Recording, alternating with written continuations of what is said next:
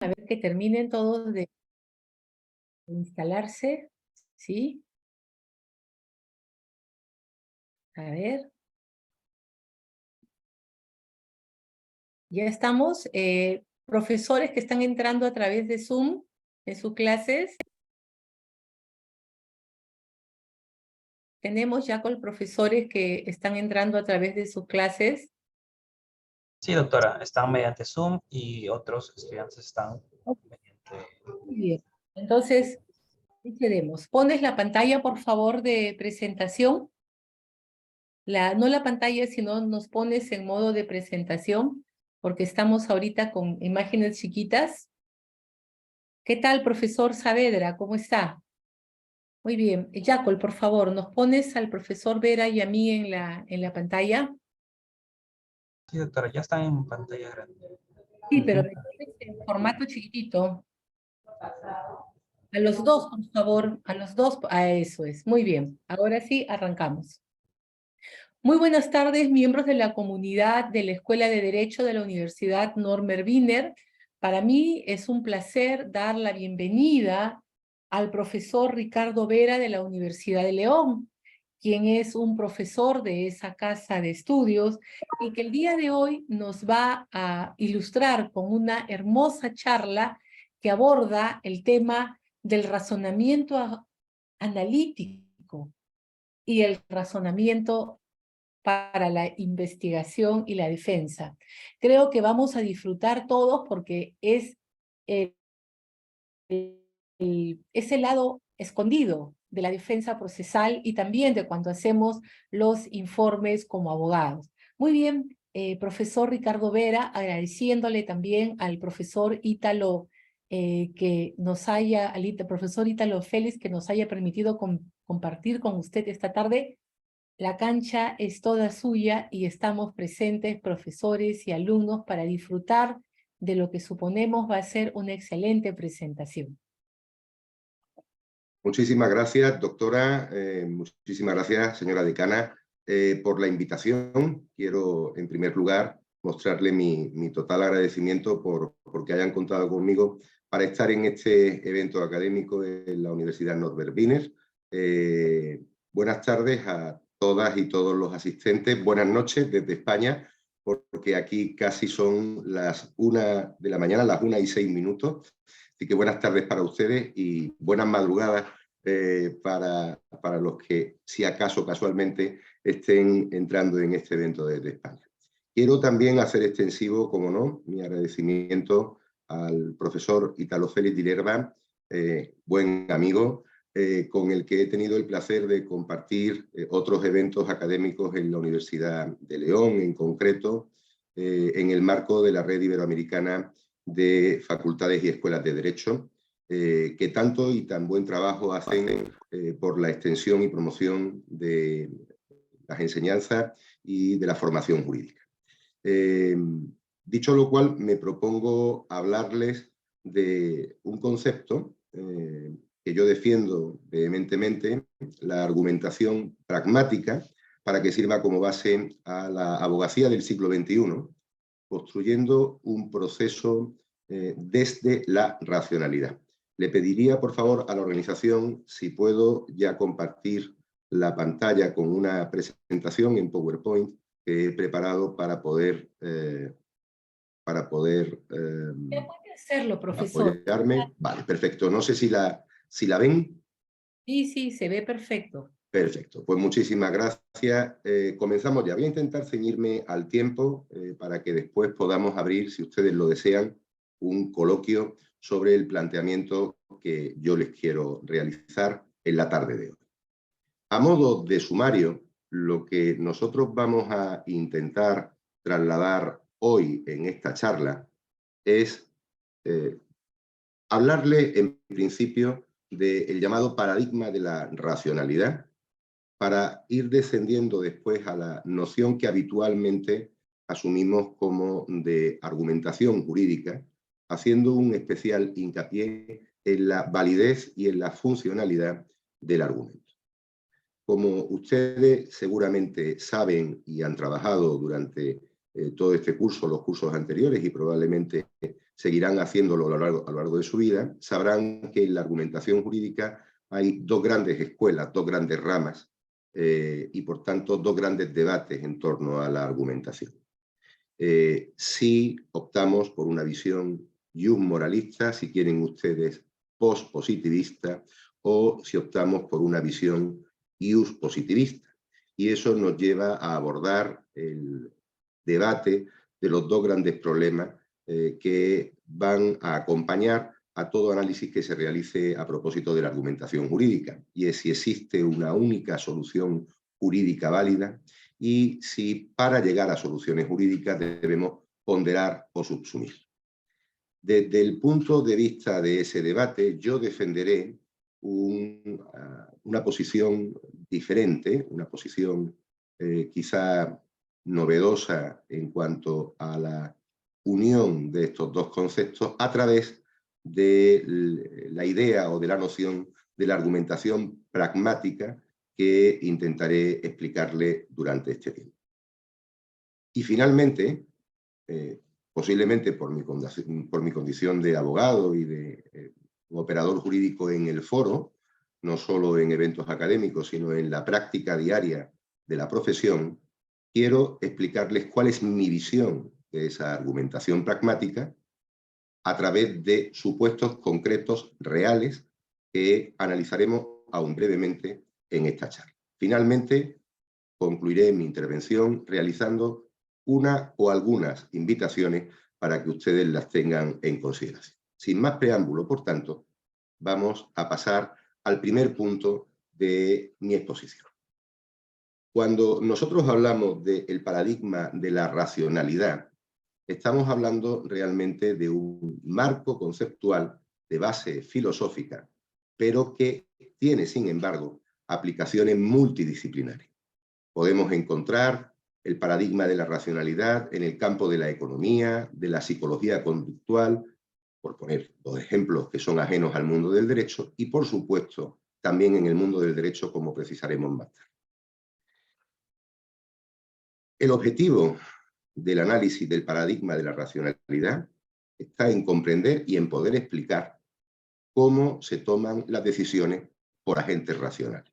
Es decir, el marco se basa en una premisa absoluta, que los individuos tomamos nuestras decisiones de manera deliberada y de manera racional, buscando maximizar la utilidad o el valor que esperamos antes de tomar esa decisión. Ese es el concepto esencial del paradigma de la racionalidad desde un punto de vista filosófico neutro. Luego esto tendrá su incidencia en el campo concreto donde vayamos a operar. Por ejemplo, en el campo de la economía, que era un elemento que les decía antes. En el campo económico, los operadores entenderán que tienen información suficiente, completa y casi perfecta sobre las opciones que pueden elegir analizando costes y beneficios, y ello les llevará a tomar una decisión correcta porque es racional, es decir, congruente con esas premisas que le van a llevar a una conclusión. En el campo de la psicología, particularmente de la psicología conductual, aunque se puede cuestionar esa racionalidad perfecta, sí que existe también un elemento de premisas básicas que van a llevar a una conclusión. Es decir, la suma de los acontecimientos vitales de una persona pueden explicar por qué reacciona o funciona de una determinada manera, y ello puede derivar en un diagnóstico correcto. Como digo, el paradigma de la racionalidad se basa fundamentalmente, estriba su objetivo fundamentalmente en entender, en comprender cómo se toman las decisiones por agentes racionales. Y aunque parezca redundante, la base es justa esta. La base está en asumir que los agentes que toman esas decisiones son racionales. Pero claro, como les digo en la diapositiva, la realidad convive forzosamente con la idea. La realidad es tozuda y en muchas ocasiones nos demuestra que lo que aparentemente es una decisión congruente y racional, finalmente no lo es. El paradigma no resulta perfecto, porque aunque proporciona un marco teórico suficiente a priori para entender las razones que llevan a determinar que las decisiones se basan en un proceso racional, analítico, no siempre es así en la realidad.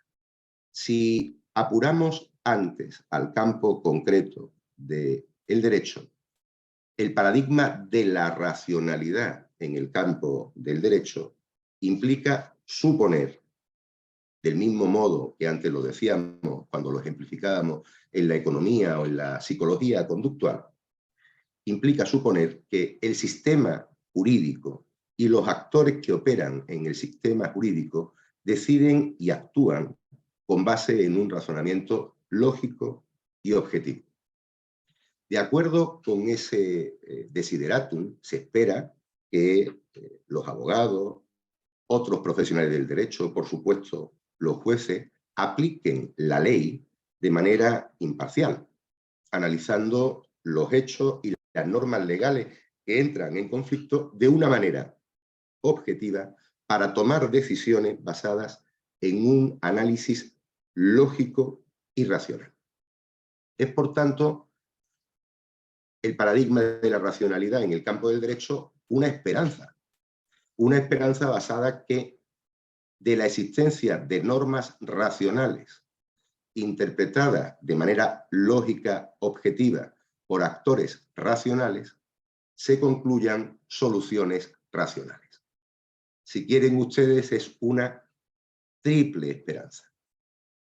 Dotarnos de normas racionales, tener actores racionales que sepan interpretarlas racionalmente y, por tanto, concluir necesariamente soluciones racionales.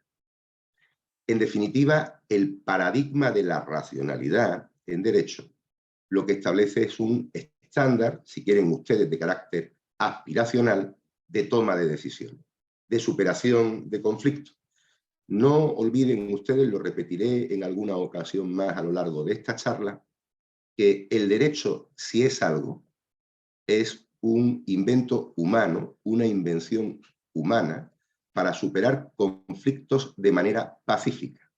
Es una garantía para que nuestros conflictos, que van a ocurrir sí o sí, y que en una sociedad cada vez más compleja, más plural y más cambiante, van a irse produciendo en contextos que todavía ni siquiera conocemos, nos dotemos de un instrumento que permita solucionar esos conflictos, superar el conflicto, sin la necesidad de recurrir a la violencia, sin la necesidad de recurrir a métodos que no sean racionales y que impongan por la fuerza una posición sobre otra. Eso es básicamente el derecho, una herramienta para solventar conflictos de manera pacífica. Situado el contexto del paradigma de la racionalidad en este marco, todos podemos asumir de una manera medianamente fácil que, sin embargo, aunque el deseo aspiracional que nosotros alberguemos sea el de dotarnos de normas racionales interpretadas y ejercidas por actores racionales que operan con objetividad para concluir soluciones racionales, choca con algunas dificultades, porque la complejidad de los problemas legales y la influencia de diversos factores pueden poner en cuestión, pueden desafiar la aplicación real, la aplicación consistente de este paradigma en la práctica.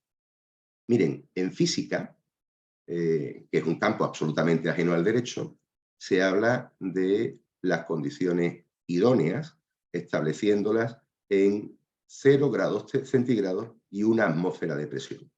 Pero esas condiciones son condiciones de laboratorio, porque en la práctica no se dan.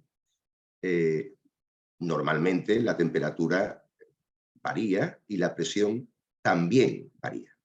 Las condiciones idóneas para la realización de un experimento solo existen en un laboratorio. Y convendrán ustedes conmigo que el derecho es cualquier cosa menos susceptible de estar metido en un laboratorio. Nuestro laboratorio es la práctica, nuestro laboratorio es el foro. La academia nutre de teoría para que pueda ser aplicada en el foro.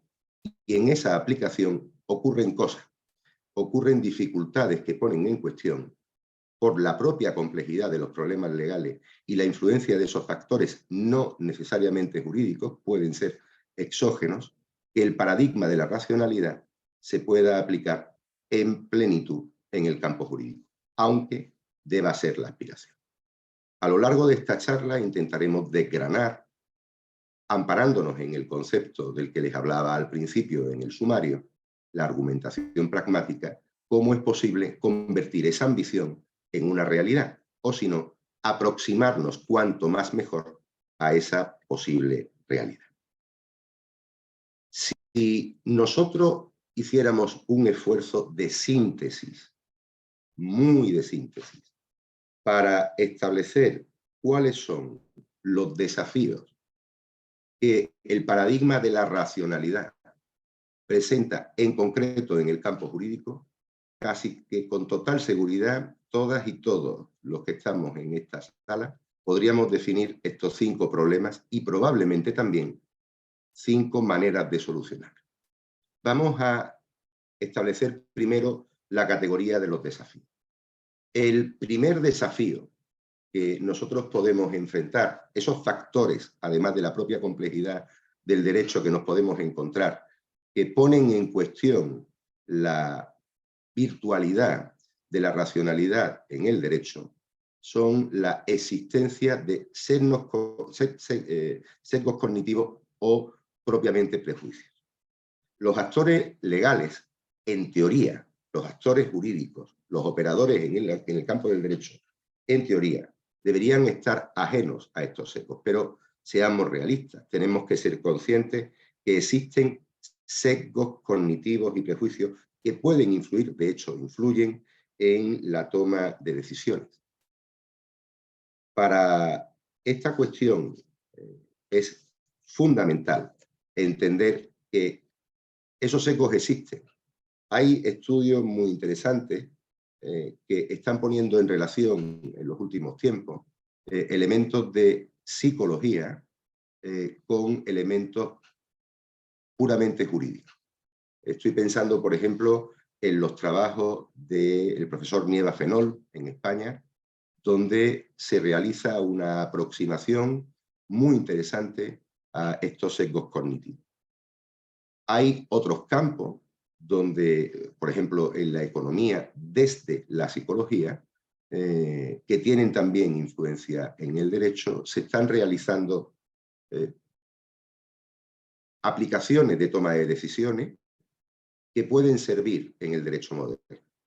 Estoy pensando, por ejemplo, en los trabajos de Kahneman, Pensar rápido, pensar despacio, o Ruido, su última obra, donde se aborda también esta problemática y cuál es la manera de superarla. El segundo desafío que enfrenta la racionalidad en el campo del derecho es la limitación de la información.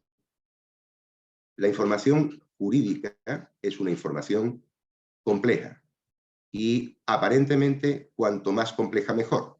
Volveremos a esto en un instante. Lo que quiero decirles ahora mismo es que objetivamente el acceso a la información no es fácil. No es fácil para la ciudadanía en su conjunto. En ocasiones es incluso difícil para los propios operadores jurídicos que estamos acostumbrados, familiarizados a tratar con estos asuntos. Esa limitación de la información en cuanto a legislación, en cuanto a posibles recursos de obtención de información o incluso en la práctica a la propia aprobación y promulgación de las leyes de una manera completa, dificulta la toma de decisiones y la práctica de un ejercicio racional. En un campo también absolutamente exógeno al derecho, podemos encontrarnos las influencias contextuales y emocionales. Todas las personas están, todas, nosotros cuando operamos en el foro, los jueces cuando deciden, los políticos, los legisladores cuando legislan, todos están sometidos a su propio estrés de cualquier nivel emocional. Quiero ponerles un ejemplo que seguramente va a ilustrar con cierta facilidad la influencia de lo emocional en una decisión judicial. Todos podemos tener en la cabeza determinados juicios que son conocidos como mediáticos, es decir, con cierta repercusión en los medios de comunicación que hacen que de una manera colectiva se extienda la percepción, si es un pleito, por ejemplo, de carácter penal, de inocencia o de culpabilidad del encausado. Esta percepción no es en sí misma un sesgo, puede ser un sesgo o un prejuicio de quien recibe esa información parcial, limitada, pero cuando se genera un contexto social en favor o en contra de una u otra posición, las personas que tienen que tomar la decisión y las personas que tienen que llevar adelante la defensa o la acusación en ese procedimiento concreto pueden, y de hecho se ven, afectadas por el entorno, emocionalmente constreñidas por una situación que en teoría y a priori es ajena a la decisión jurídica. También tendremos que atender a este desafío. El cuarto problema sí tiene una raíz endógena dentro del propio sistema jurídico. Oigan, es que el derecho es complejo y el derecho en muchas ocasiones es ambiguo. En este sentido, tenemos que defender que ha de existir una exigencia para intentar hacer un derecho comprensible, no restarle rigor, pero sí hacer un ejercicio de comprensibilidad de ese ejercicio y también de comprensibilidad de la decisión. Porque un derecho que no se entiende es un derecho que tiene una función como mínimo limitada. El derecho debe ser entendido, debe ser comprendido y debe ser asumido. No se puede asumir lo que no se conoce. Se trata de plantear el derecho de una manera clara y para que lo pueda entender la persona corriente. No estoy defendiendo limitar el rigor del derecho. Estoy defendiendo aumentar exponencialmente la comunicación del contenido del derecho para mitigar su complejidad o su ambigüedad a la hora de ser comprendido. Finalmente, el quinto problema, también de raíz exógena, son los factores estructurales o socioeconómicos.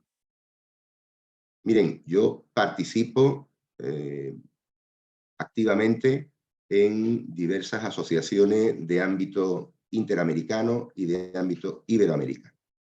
Y estoy convencido de que en América, en Perú y en toda América, también en Europa, pero particularmente en el continente americano, el reto de nuestro tiempo en cuanto al constitucionalismo y a un sistema jurídico completo no estriba tanto en su formulación teórica, sino en su dimensión pragmática.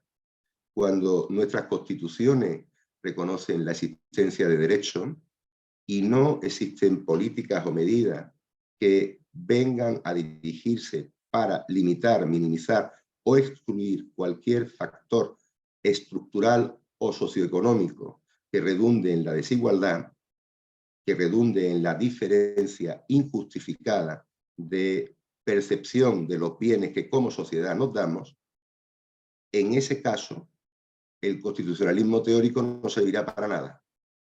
De poco nos va a servir tener un catálogo extenso de derechos si las personas no pueden acceder a ellos. Los retos de factores estructurales de carácter económico, factores estructurales de carácter social, influyen en los impedimentos que la racionalidad tiene. Todos estos desafíos plantean también alternativas, como les estaba diciendo. En esas alternativas hay que tomar conciencia de esos sesgos y de los prejuicios. Y hay una solución, la capacitación y la formación. En definitiva, la educación. ¿Es la educación un concepto puramente jurídico? No. es un concepto global, es un concepto social. No podemos evitar que existan prejuicios, pero sí podemos formar a las personas que tienen que operar en la clave jurídica y tomar decisiones jurídicas para que los reconozcan y los eviten, los limiten. ¿Habrá una perfección definitiva? Probablemente no. Pero mientras que no exista esa capacitación que sea capaz de encontrarlos y luchar contra ellos, combatirlos, personalmente no avanzaremos. Es mejor encender una cerilla que quejarse de la oscuridad. Hay que mejorar el acceso a la información. En este sentido, quiero darles, por ejemplo, un motivo para que reflexionen.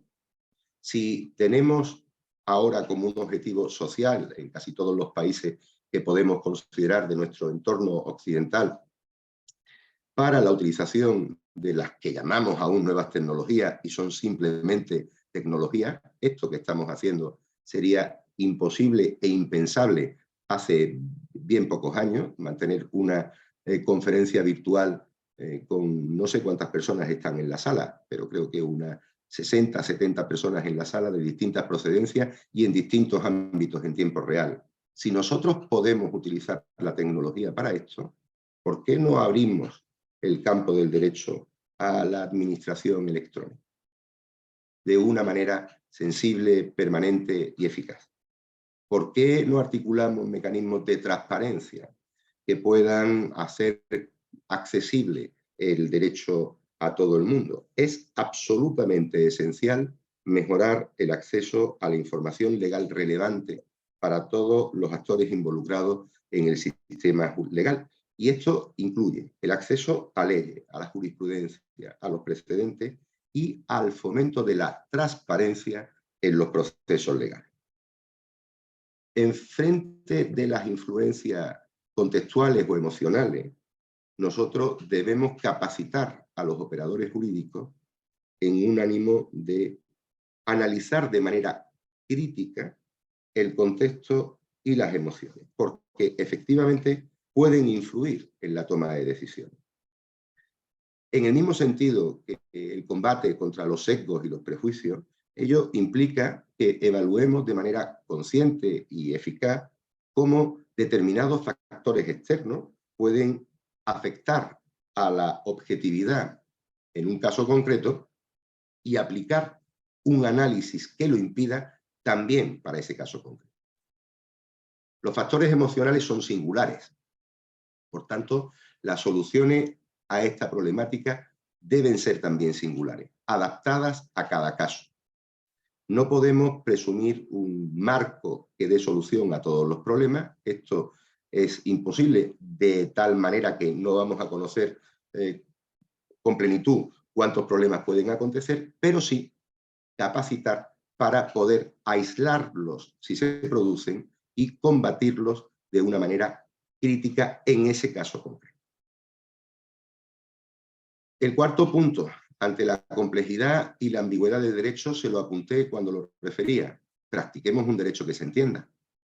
En este sentido, quiero hacerle ver que hay trabajos muy interesantes y otros que están por venir en el campo de la comprensión del derecho como un diálogo y particularmente la comprensión de la decisión judicial como un diálogo no solo del juez con las partes poniendo fin a un problema, sino del juez como depositario, como titular de un poder que emana del pueblo, es decir, de extracción democrática, con la propia sociedad a la que sirve. En este sentido, quiero comentarles que desde hace un tiempo trabajo con el sociólogo argentino, mi querido compañero Kevin Lehmann, en un proyecto que ojalá vea la luz el próximo año, en ello estamos, que hemos dado en llamar el derecho que habla, porque estamos convencidos, Kevin y yo, pero hay otros muchos que están trabajando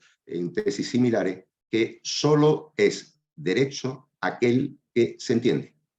El ejercicio riguroso del derecho no trae consigo que sea inexplicable, no trae consigo que no pueda ser entendido. Si un derecho no se entiende, no se asume. Y si un derecho no se asume, no se puede pretender que se cumpla en plenitud, sencillamente porque las personas a las que va dirigida, la sociedad, no va a comprender cómo y por qué se toman las decisiones que se toman. Por ello, la racionalidad comprensible es una exigencia ineludible en nuestro sistema. Y en cuanto al abordaje de los factores estructurales y socioeconómicos, es evidente que todos los demócratas del mundo occidental tenemos la obligación de abordar los factores que supongan una barrera estructural o socioeconómica, particularmente en nuestro ámbito, el jurídico, cuando limitan el acceso a la justicia.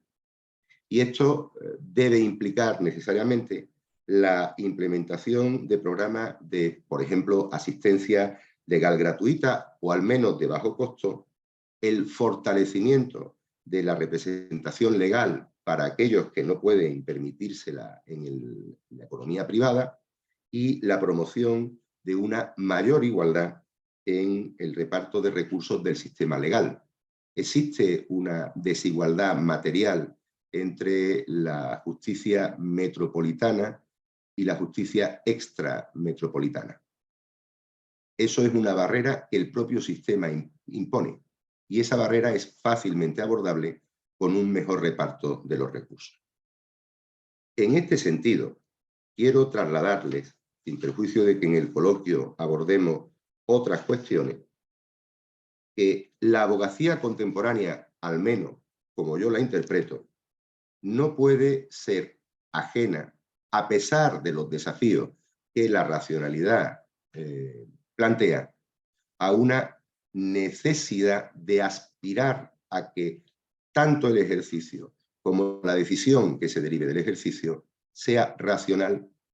Y si para ello necesitamos empezar a entender que el derecho no es solo un compartimento estanco, hagámoslo. El derecho forma parte de la rama, es una rama de las ciencias sociales. Y una de las características de las ciencias sociales es su interconexión. Aprovechemos las concomitancias que el derecho pueda tener con la psicología, con la economía política, con la economía corriente, con la sociología, con la propia etología de la conducta humana. Y esto nos permitirá tener una mayor eficacia en el desempeño de la función de la abogacía contemporánea, a la que debemos aspirar en el siglo XXI. Si vamos llevando este análisis a la práctica, le pido a la doctora Muñoz y al doctor Italo Félix de Lerba que si me voy pasando en el tiempo me lo digan para que yo vaya acortando, pero creo que aún vamos bien. Para nada, profesor, se puede quedar hasta mañana. Yo estoy tomando bastantes notas. Bueno, esperemos que no haga falta quedarnos hasta mañana, que para mí ya es mañana. Bien, continúo. Miren, yo estoy convencido de que durante todo el curso sus distintos profesores, que me consta que son grandes expertos en la materia, les habrán estado hablando, o si no lo han hecho aún, lo harán en el futuro, sobre la argumentación y cuál es su esencia. Bueno, yo voy a ser bastante simple en mi análisis. Yo creo que argumentar no es otra cosa que dar razones para sostener una tesis. La argumentación es básicamente un tipo de razonamiento. Si le ponemos el apellido jurídica, pues cuando estemos hablando de argumentación jurídica, tendremos que determinar que es dar razones jurídicas para sustentar una tesis jurídica. Lo importante en la argumentación y también en la argumentación jurídica es que el argumento que utilicemos sea válido. Y les añado entre paréntesis, y funcional. Les diré también por qué. Miren, yo participo, como he reconocido al principio, y si no lo he hecho, lo había olvidado y lo hago ahora, de la tesis que, entre otros, sustenta mi maestro, el profesor Juan Antonio García Amado, y que se ubica en el ámbito de lo que se puede llamar el positivismo contemporáneo, o un positivismo crítico, si se quiere, ¿no? Pero sin entrar en esas etiquetas, yo básicamente creo que el derecho tiene que tener 4 elementos fundamentales. En primer lugar, determinar una separación de lo que conocemos como moral y de lo que entendemos como derecho. Como dice y repite en muchísimas ocasiones el profesor García Amado, la moral es de cada uno, pero el derecho es de todos. Yo creo firmemente en esa posición. Y como creo firmemente en esa posición, también entiendo que el origen del derecho no es metafísico. El origen del derecho no es la plasmación de una serie de valores inherentes que andan por ahí, que no vemos. El derecho son normas dictadas para un territorio concreto en un momento concreto. Y eso me lleva a la tercera consideración. El derecho solo puede tener una impronta democrática, que es lo que lo legitima. Nosotros nos dotamos de un proceso que establece que el derecho se hace para un Estado de derecho. Le podemos poner después otros elementos: Estado social de derecho, Estado democrático de derecho. Miren, cuando hablamos de Estado de derecho, lo que estamos diciendo es lo que los americanos llaman, los norteamericanos, disculpen, llaman desde hace muchísimo tiempo the rule of law, el imperio de la ley.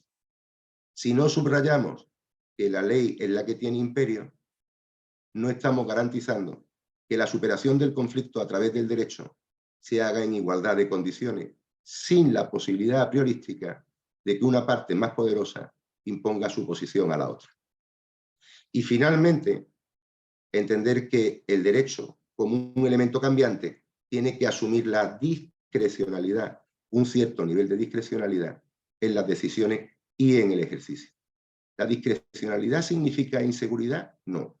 La discrecionalidad significa realizar un juicio de oportunidad entre dos alternativas a priorísticamente válidas en derecho que se adecúan mejor al caso concreto. Pero ojo, tiene unos límites. Hay que justificarla porque la discrecionalidad ha de estar controlada.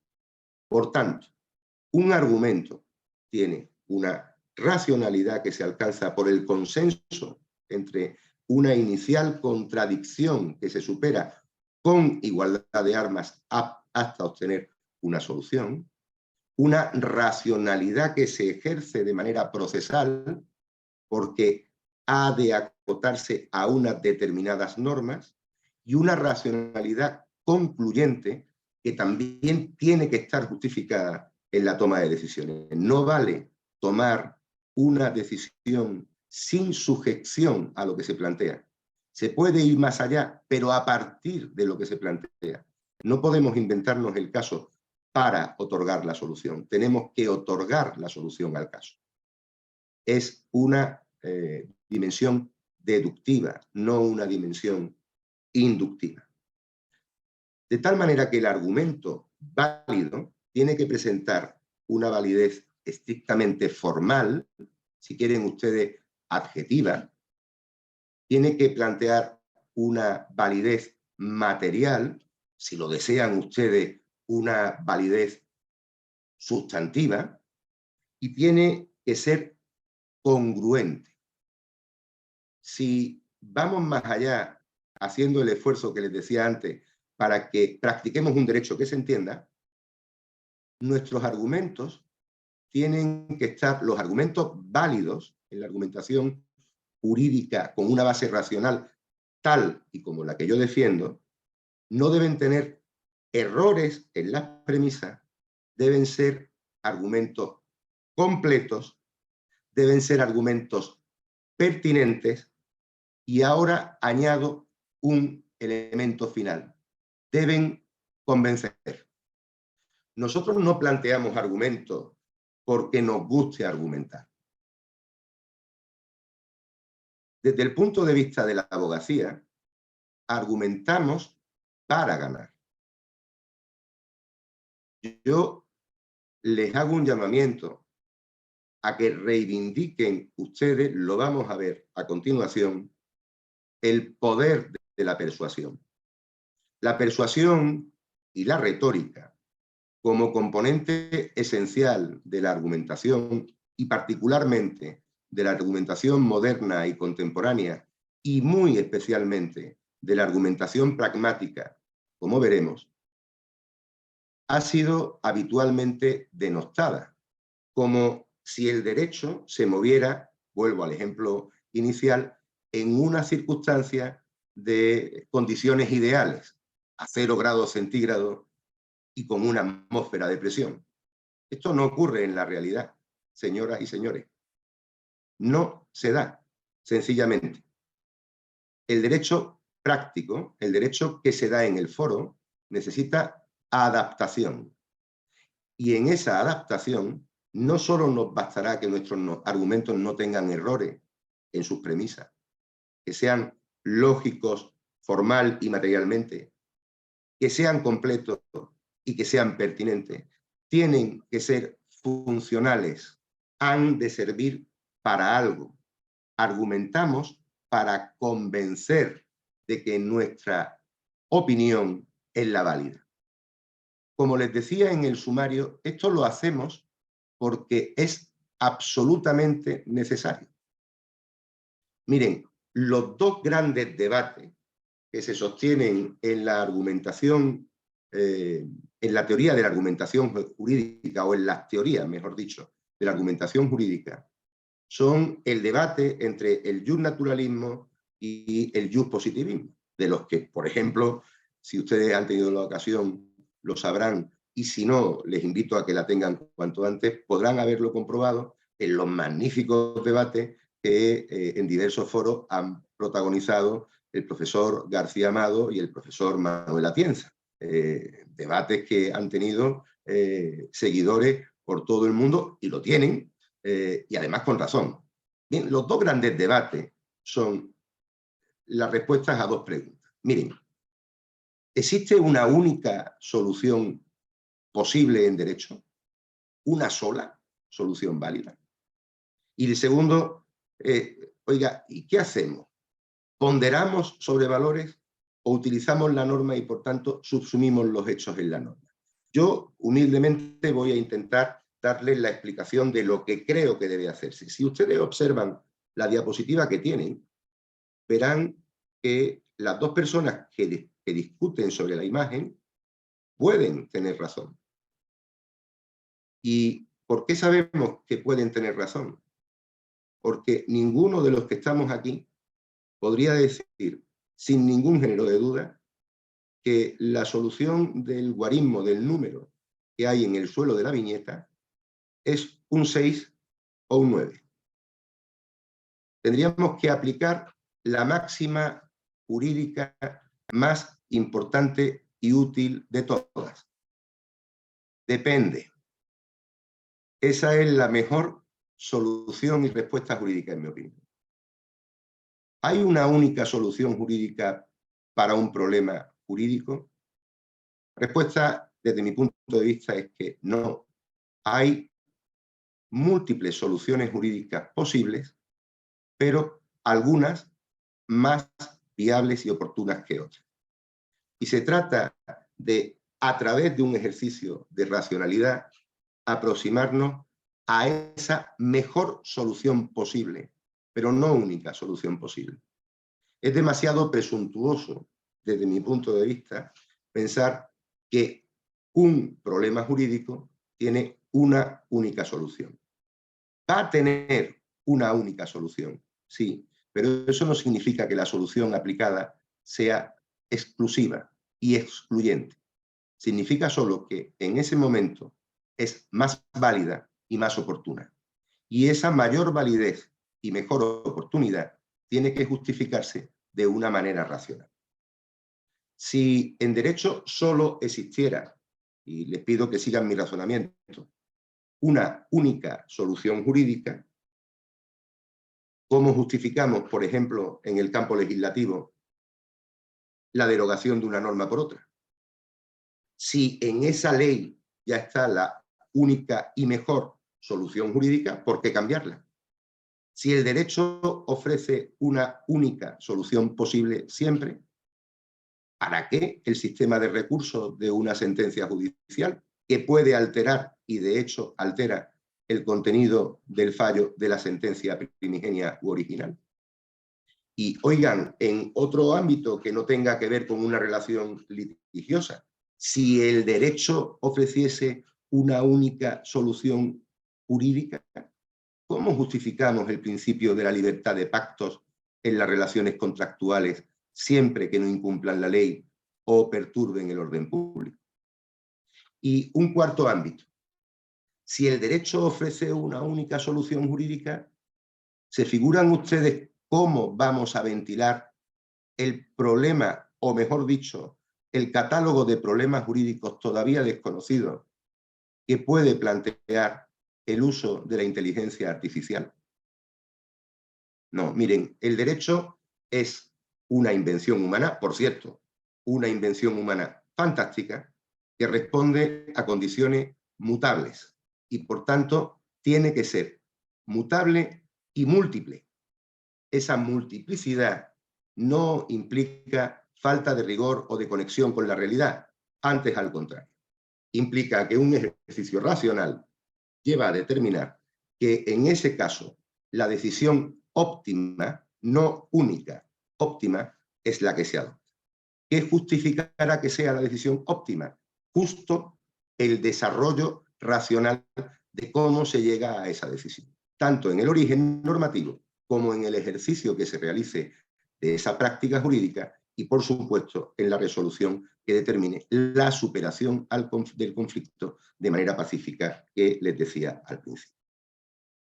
El segundo de los grandes debates que plantea la argumentación desde la óptica del positivismo y desde la óptica del moralismo o naturalismo, o si quieren ustedes, como se llama ahora, pospositivismo o neoconstitucionalismo, tiene muchos nombres, pero básicamente es la misma raíz, plantea la distinción entre ponderar o subsumir, como si la ponderación jugase con conceptos de justicia y la subsunción jugase solo con conceptos legales. Bueno, en este sentido, convendrán ustedes conmigo que de Dworkin y Alexis existe una relación por los casos fáciles. Los casos fáciles, casi los llamados casos fáciles. Aquellos que no plantean a priori problemas, que se resuelven casi con un silogismo, donde hay un encaje perfecto de la realidad fáctica en la norma, en los principios, en los valores, y por tanto la resolución es casi automática, no plantea dificultad. Dicen los valedores de esta tesis que el problema se plantea en aquellos casos que son difíciles, donde la norma no está clara, no es completa, existen lagunas, pueden existir incluso antinomias, es decir, choques de principios o choques de normas que hacen que la solución sea compleja. Bien, y esto nos lleva a la consideración del valor que tiene la norma y el valor que tiene el valor. Los positivistas y redentos como yo les dirán que los valores, y creo que tenemos razón, viven en la norma. ¿Negamos la existencia de valores o de principios? En absoluto, yo no lo niego. Yo sé que existe el amor. Sé que existe el amor. Pero solo lo veo porque lo concreto es mi mujer. Podría hacer el esfuerzo y acercarme al dormitorio y levantarla, pero me dan ustedes a disculpar porque aquí en España son las 1:53, pero posiblemente se lo afirmaría también ella. ¿Sí? Concretamos valores en las normas, pero lo que aplicamos son normas. En cambio, desde el naturalismo nos dirán, Oiga, sí, pero es que el valor tiene un valor intrínseco y por tanto el valor puede derrotar una norma. Yo no creo en esto y no creo en esta posición simple y lisamente porque tenemos que equilibrar la balanza y contraponer normas con normas y valores con valores.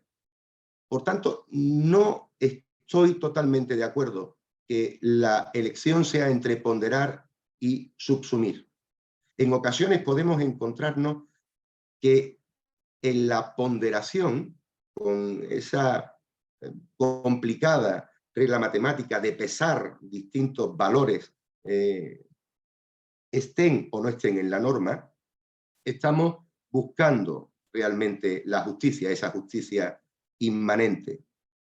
Bueno, yo en cambio pienso que tal elección es una ocasión para incumplir la norma, porque la norma es el espacio reconocible de la justicia.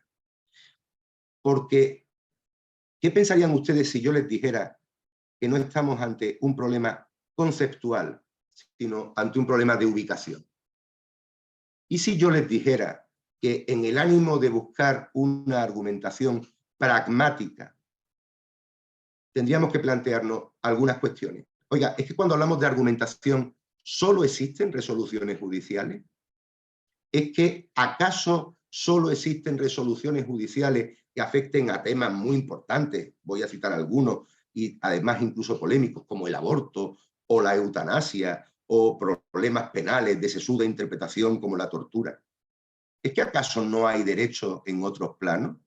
¿Es que lo tenemos que dejar todo y solo para una especulación de ponderación o subsunción? No, miren, yo creo que hay lugar para las dos técnicas. El problema es un problema de ubicación. Cuando nosotros hablamos del ámbito de la creación del derecho, claro que entra en juego la ponderación, porque pondera valores, diferentes valores, que son los que después el legislador va a incluir en la norma por un criterio de oportunidad que está refrendado por la legitimidad democrática que el legislador tiene. Cuando hablamos de las relaciones jurídicas, podemos distinguir relaciones jurídicas que no sean litigiosas, que se van a cerrar con acuerdo o con desacuerdo, y donde el elemento que prima no es la ponderación ni la subsunción, sino la negociación entre las partes que parten de una posición contradictoria y que con igualdad deben alcanzar una decisión compartida, consensuada o no, en cuyo caso pasaría a ser una relación litigiosa, que para ellos, si es consensuada, gozará de una racionalidad suficiente. Y finalmente nos encontramos con relaciones litigiosas, donde la clave no es la negociación, sino la exposición de las razones, la argumentación pura, el ejercicio práctico del derecho, también con contradicción e igualdad de armas, y con una sentencia que tendrá, uno, que adecuar los hechos expuestos, no otros, los hechos expuestos, la situación fáctica a la norma, y subsumir el hecho en la norma. Por tanto, no estamos hablando de una colisión permanente, desde mi punto de vista, entre la ponderación y la subsunción, sino de una ubicación en el ámbito correcto. En el derecho que se crea, hablaremos de una argumentación programática, porque estamos evaluando y analizando valores que incluimos en la norma.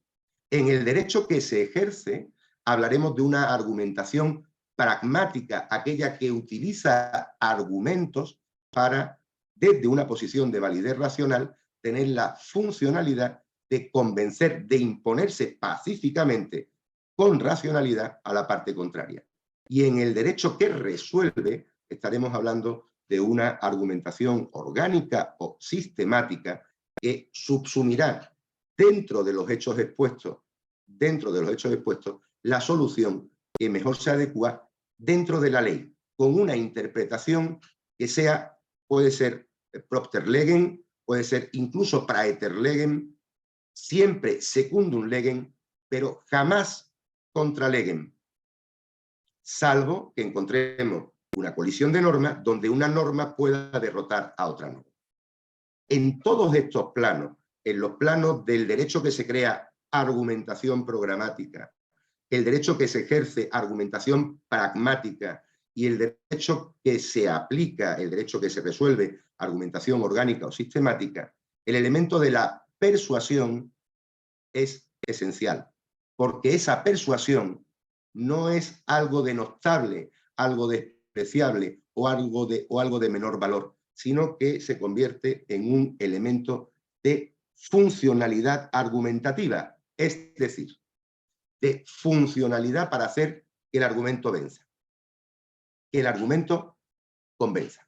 Miren, yo he preparado, para ir concluyendo, 5 supuestos reales que les voy a comentar aún brevemente para que podamos descender a la práctica jurídica en una argumentación que podemos llamar de andar por casa, necesaria. La argumentación jurídica que no opera en el campo constitucional, en el campo de los grandes derechos, en el campo de los grandes problemas penales que afectan, si ustedes lo contabilizaran, a un porcentaje ínfimo de la población. Si nosotros utilizásemos solo la argumentación jurídica para esos grandes problemas, estaríamos resolviendo a lo sumo el 2-3% de los problemas jurídicos reales a los que se enfrenta la ciudadanía. En cambio, si nosotros operamos con técnicas de argumentación jurídica de base racional y, por tanto, pragmática, en diversos campos, yo estoy convencido de que haríamos que esa técnica favoreciera al otro 98-97% que está huérfana de esos criterios y absolutamente necesitada. Me van a disculpar porque, por mi experiencia en el foro, los casos que le voy a presentar, que son reales, aún muy brevemente, son todos con base en derecho español, pero fácilmente se pueden ver identificados en cualquier sistema homologable latinoamericano, sin ningún tipo de problema. De cualquier manera, les hago una brevísima referencia. Cuentan ustedes con la suerte de tener, por ejemplo, y entre otros, al doctor Ureta Guerra o al doctor Enrique Salazar, grandísimos abogados y también grandísimos académicos, que podrían exponerle, estoy seguro, casos en el Perú con la misma plasmación práctica que estos que yo les voy a decir. Son 5 supuestos, voy a ir lo más rápido posible para no comerme demasiado tiempo. Los nombres son puestos para que ustedes los puedan asociar rápidamente. El primero de ellos es un caso que opera en el ámbito del derecho de familia, un ámbito absolutamente común. Lo llamaremos el caso Nesca. Nesca es una palabra en euskera, una lengua que se habla en el norte de mi país, que significa mujer. Bien, el supuesto de hecho es una hija de una madre divorciada que de repente es difunta, con padre conocido, pero absolutamente ausente en la vida de la hija y sin ningún tipo de relación con ella. La solución presumible que nos otorgaba la ley en este supuesto era que ante la ausencia por fallecimiento de la madre, la niña menor pasara a la custodia del padre con quien, 1, no tenía contacto y 2, ningún tipo de relación ni ocupación. Esto es lo que, en principio, la ley determina en nuestro Código Civil, en el Código Civil español. La solución alcanzada a través de argumentos teleológicos que buscan la finalidad de la norma, utilizando técnicas de reducción al absurdo, sin necesidad de ponderar, es decir, solo subsumiendo, llevó a la determinación de que la cliente, que era la tía política de la niña, obtuviera la custodia por encima del padre, basándose en el concepto de que la familia ha cambiado su definición y la sociedad ha hecho que existan distintos modelos de familia hoy en día. Y esos modelos de familia deben tener cabida en el siglo XXI y no en una norma que está escrita en el siglo XIX, en el caso del Código Civil Español. ¿Estamos interpretando en contra de la ley? No, se está haciendo una interpretación de la finalidad de la norma sin apartarnos del texto y el sentido de la norma. Es un pleito real donde se aplica argumentación jurídica pragmática sin necesidad de ponderar. El segundo caso que quiero presentarles es un caso que también se mueve en un entorno absolutamente común. Materia, derecho civil, en concreto reclamación de cantidad. El supuesto de hecho es un préstamo personal impagado suscrito por una mujer, teóricamente, pero en la práctica firmado mediante su marido apoderado para ello, con un poder general firmado por la mujer en favor del marido. Esta situación se produce previa a un divorcio inminente, instado por la mujer. El marido, conocedor de esa situación, acelera los trámites para la solicitud de un préstamo a nombre de la mujer utilizando el poder que estaba vigente. Se le reclama a la titular del préstamo por la empresa que posteriormente compra la deuda impagada. La solución presumible, de acuerdo con el concepto de los casos fáciles, sería, oiga, aquí hay un contrato de préstamo suscrito por una persona en representación de otra con poder bastante, lo sentimos mucho, pero usted, señora, debería haber sido diligente y anular el poder al tiempo que se realizó el divorcio o ya que preveía divorciarse. La solución alcanzada, en cambio, fue distinta. La solución alcanzada se basó en una argumentación sobre hechos y, en particular, en la obligación de la diligencia empresarial frente a la protección al consumidor. La señora era una consumidora, obviamente.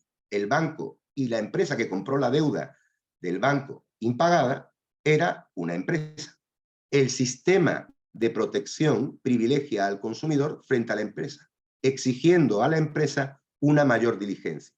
Quiere decirse que no bastaba solo que la obligación al pago fuera de la mujer mediante un poder, sino que la empresa, particularmente aquella que compró la deuda, debería haber revisado con mayor diligencia si el poder para esa firma contaba con la autorización expresa de la señora.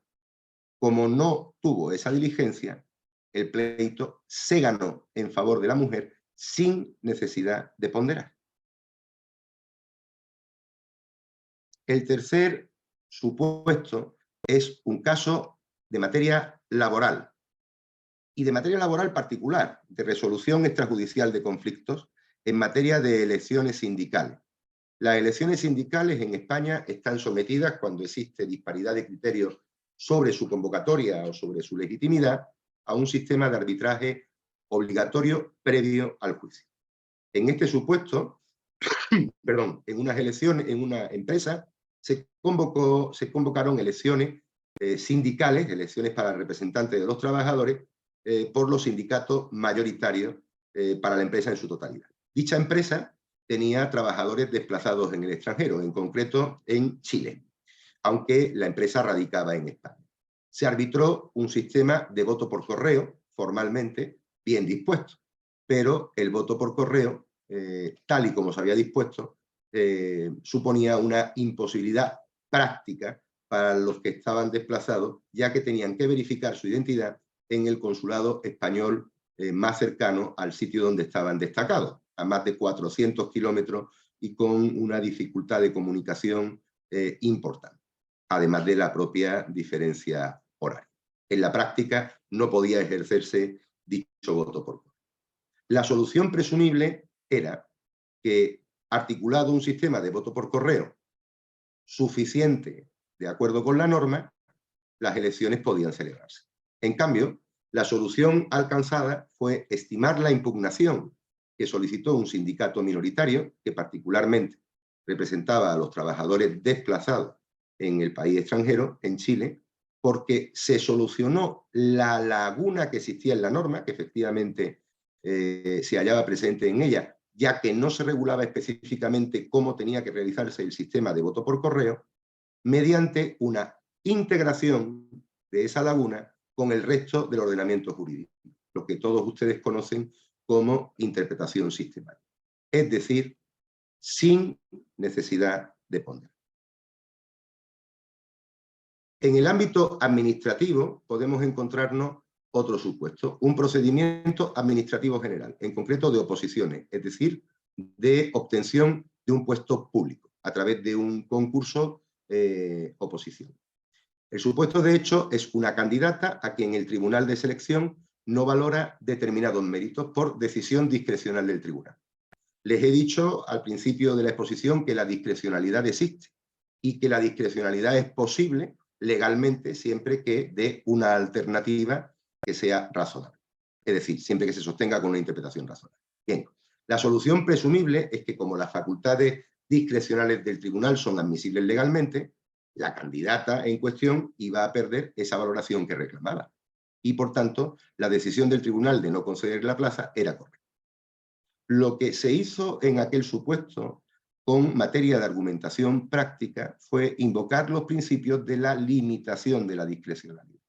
Y esa limitación de la discrecionalidad, verificada junto con un argumento sobre hechos que adveraba la existencia de esos méritos de manera objetiva, hace que, sin necesidad de ponderar, el tribunal, sin necesidad tampoco de acudir al juzgado contencioso administrativo, modifique su decisión discrecional en el sentido de acoger por más óptima la que sostenía la candidata inicialmente excluida del proceso o minusvalorada en el proceso.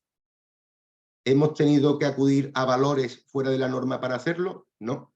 Hemos acudido a la norma y hemos aplicado el límite de la discrecionalidad en las decisiones administrativas. Concepto estrictamente legal. Finalmente, para que ustedes comprueben que incluso en las relaciones no litigiosas pueden aplicarse técnicas de argumentación jurídica pragmática, en una negociación contractual mercantil puede realizarse. El supuesto de hecho es una empresa gigante que impone en un contrato, aunque parecía que no lo imponía, a otra empresa mucho menor, una cláusula de exclusividad en su servicio. La empresa pequeña en cuestión era una empresa de base tecnológica, lo que es importante para la solución alcanzada. La solución presumible es que la empresa pequeña, con tal de obtener el contrato de esta empresa grande, hubiese optado por asumir esa cláusula de exclusividad. Pero, lógicamente, no quería, porque si asume esa cláusula de exclusividad, habría significado en la práctica perder el objeto de la compañía para otros clientes potenciales. Lo que se utilizó en este supuesto fueron las técnicas de los diálogos de Walton y Crabbe. Persuasión, negociación, investigación, información y deliberación. Se excluyó, lógicamente, el llamado diálogo erístico, que busca básicamente la confrontación con la otra parte con críticas ad hominem. En este caso sería ad institutionem, pero en la práctica se evita la contraposición de valores negativos en la otra. Pero el resto de los 5 diálogos de Walton y Crabbe sí que se ponen a funcionar aquí. Y además se aporta un argumento sobre normas. Ese argumento sobre normas insistía en que era imposible dar la exclusiva sobre algo que no es propio. ¿Y por qué se sostuvo que no era propio? Recuerdan que les dije que en este supuesto la empresa era de base tecnológica, por tanto estamos hablando de software. En el caso del software, en el marco regulatorio de la Unión Europea, donde lógicamente se inserta España, es imposible establecer patentes sobre el software. No se puede, porque se entiende que es una limitación al avance científico. De hecho, creo que en nuestro entorno solo es posible en algún estado de la Unión, en los Estados Unidos, creo que en el estado de Delaware, y con algunas limitaciones, patentar determinado software.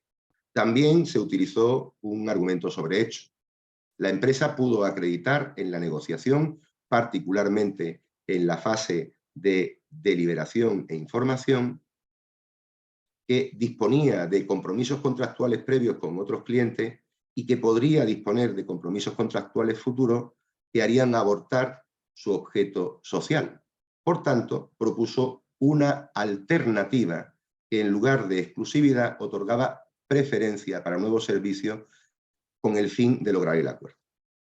Y se alcanzó ese contrato donde la posición de la empresa gigante, presumiblemente absolutamente fuerte para imponer su posición, no se superpuso sobre la posición de la empresa pequeña, también sin necesidad de ponderar. Concluyo mi intervención en este momento con algunas invitaciones, como les he dicho en principio. Miren, el derecho es una herramienta para la sociedad. No es necesariamente una herramienta para la justicia. La justicia es un desideratum, pero es demasiado pretencioso aspirar siempre a la justicia. Aspiremos mejor a una solución que se adecue, y no es poco, a derecho. Esa es la aspiración que va a garantizar que se resuelva pacíficamente un conflicto. 2. El derecho es nada más y nada menos que un conjunto normativo.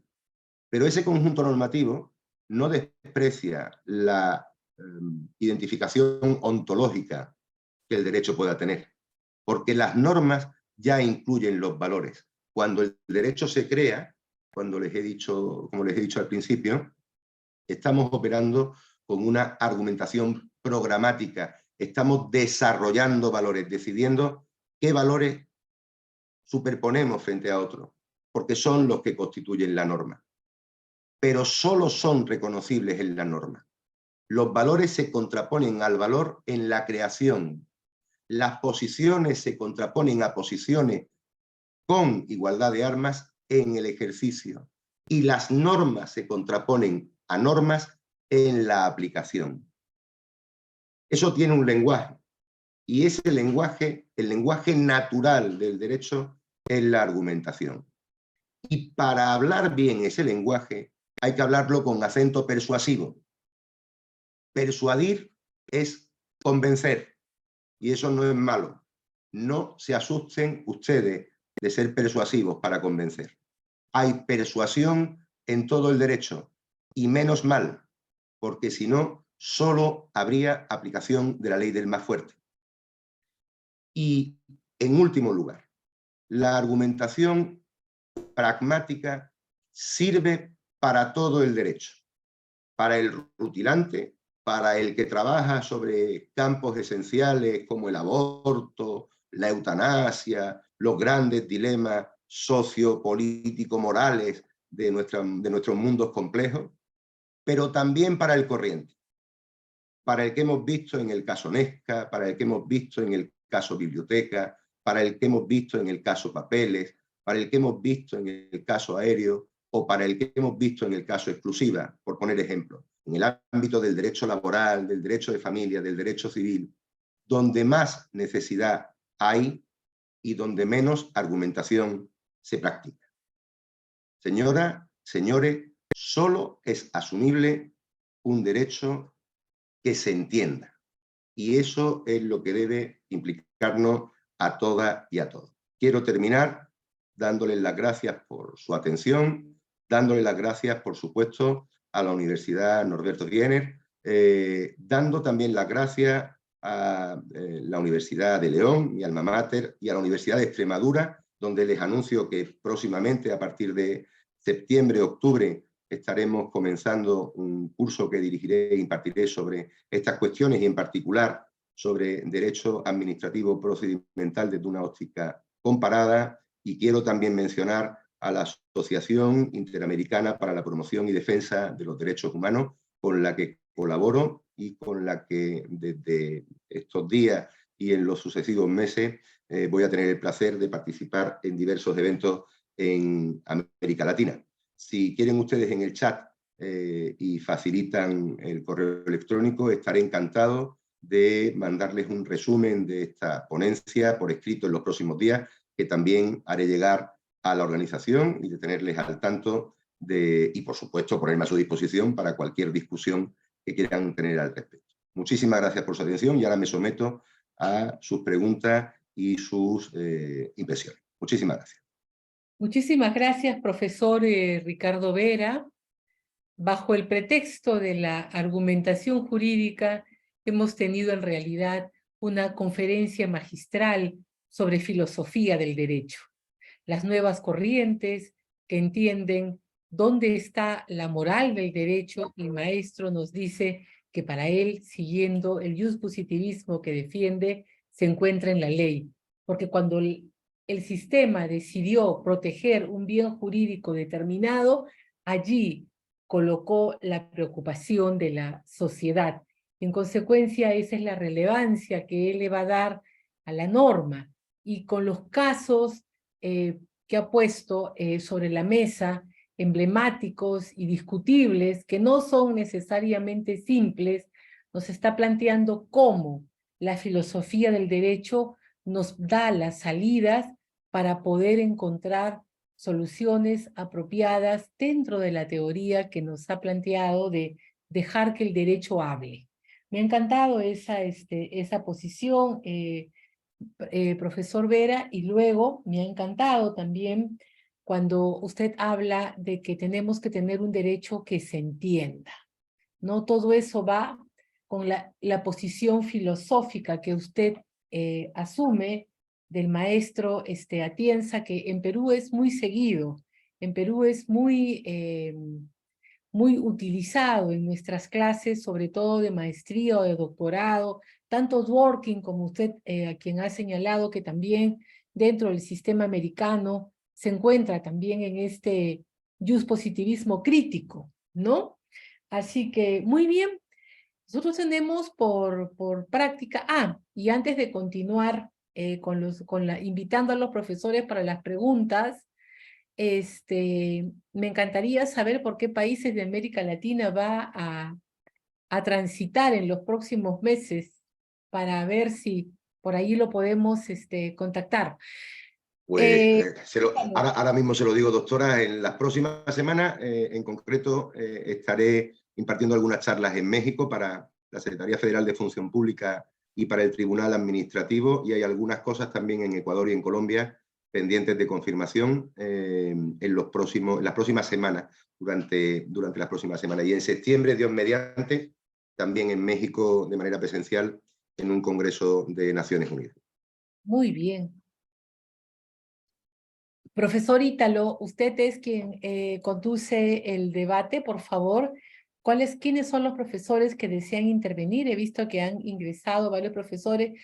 Profesor Vera, nosotros tenemos por costumbre que sean nuestros profesores los que hagan las preguntas para facilitar el diálogo, y a los alumnos las leemos porque cuando lo dejamos abierto la discusión se expande y nos amanecemos y usted ya está desvanecida. Ítalo, por favor, administras el debate. Veo que el profesor Martín Colchado está levantando la mano. Sí, doctora, así es, efectivamente, Ricardo, felicitaciones por la exposición, y voy a cederle el uso de la palabra al doctor Martín Colchado. Ahora el doctor Martín Colchado.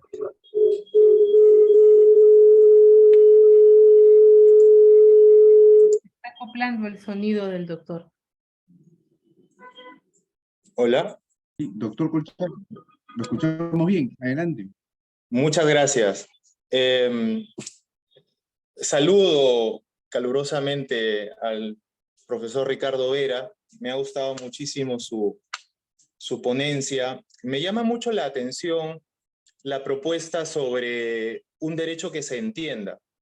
Comparto, siempre lo he compartido en mis clases con mis alumnos también, esa posición de un derecho que se entienda.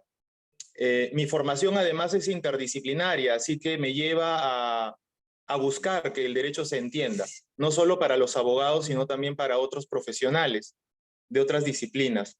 Y esto me lleva a reflexionar sobre lo que usted propone, porque el derecho que se entienda, yo lo dividiría en dos: que se entienda para nosotros, que somos los operadores del derecho, y que se entienda para todos los demás, los ciudadanos de a pie, que no son abogados, ¿cierto?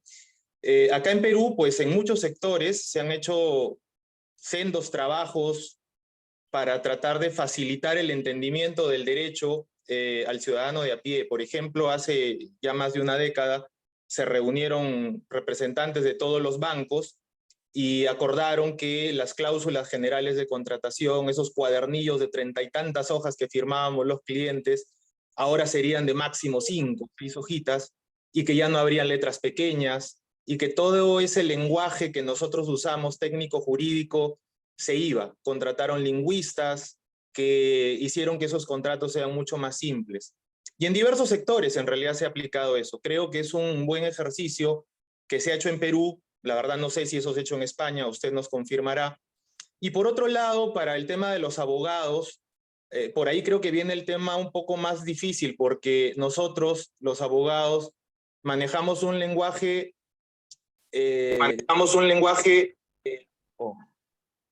se acopló. Un metalenguaje, ¿cierto? Un metalenguaje, un lenguaje que inclusive, dado que estamos en un sistema romano-germánico, España también entiendo, pues nosotros manejamos muchísima terminología en latín, aforismos jurídicos, falacias, ¿no? Principios generales del derecho que están en latín también, ¿no? Iura novit curia, entre otros. Entonces ese lenguaje a veces hace que ni nosotros mismos entendamos algunas resoluciones de los órganos administrativos que resuelven, o en todo caso sentencias en el Poder Judicial. La verdad, no creo que por este lado de los operadores del derecho podamos hacer mucho, porque sería algo como cambiar un poco el orden, ¿no?, establecido en el tema del lenguaje técnico jurídico. Ese metalenguaje es como el de los médicos, ¿no?, que a todo le ponen nombres raros, ¿no? Entonces,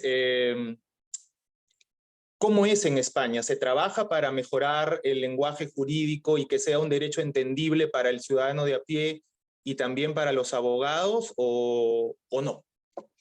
Gracias. Pues, muchas gracias, profesor Colchado, por su intervención, y me alegro, celebro que comparta la idea de que es necesario practicar un derecho que se entienda. Voy a hacer una reflexión inicial al hilo de su intervención. Yo estoy absolutamente convencido de que no solo es importante que los operadores jurídicos entiendan el derecho que están practicando, sino que es sumamente importante, porque el derecho es una invención humana para la sociedad, que la sociedad, que es la destinataria tanto de la norma como del ejercicio de la norma, como de la aplicación vía resolución o sentencia de la norma, entienda qué es lo que se está creando, ejerciendo y decidiendo. Por tanto, me parece que en el plano que usted dividía de las dos dimensiones de esa necesidad de practicar y de conseguir un derecho que se entienda, es más importante aún que lo entiendan los operadores jurídicos cuando estamos ejerciendo, o que se comprenda de una manera racional. Es mucho más importante que la sociedad para la que estamos al servicio entienda ese derecho. O sea que comparto con usted esa impresión y celebro que lo traslade también en sus clases. En cuanto a la situación del derecho ininteligible en nuestro contexto tanto latinoamericano, y usted preguntaba en concreto en el caso de España. Bueno, yo creo que de un tiempo a esta parte el derecho se ha complicado en exceso de una manera muy artificial, de tal forma que parece ser jurídicamente más perfecto aquello que se entiende menos. Por tanto, aunque hay iniciativas, y hay iniciativas bastante loables en mi país para que existan garantías de acceso a la comprensión del derecho, particularmente en el mismo campo que usted señalaba, de derechos de los consumidores, particularmente referidos a la contratación de productos bancarios, que exigen una mayor explicación por el fedatario público, el notario, que en determinados niveles de préstamos, particularmente los préstamos con garantía hipotecaria, que tienen intervención obligada, debe informar expresamente al consumidor de las condiciones del préstamo en un lenguaje comprensible. Existen normas que han ido desarrollando este concepto. Existen más que normas, recomendaciones, esto que en el derecho internacional podríamos conocer como el soft law, recomendaciones, códigos de buenas prácticas por las que determinadas entidades pueden ser incluso multadas por la autoridad si no siguen ese manual de buenas prácticas. El problema es que el acogimiento a esas buenas prácticas es de carácter voluntario, no es obligatorio, pero una vez acogido es de obligado cumplimiento. Es decir, sí, hay iniciativas en las que se están dando pasos en esa dirección, pero no son suficientes. Mire, yo creo,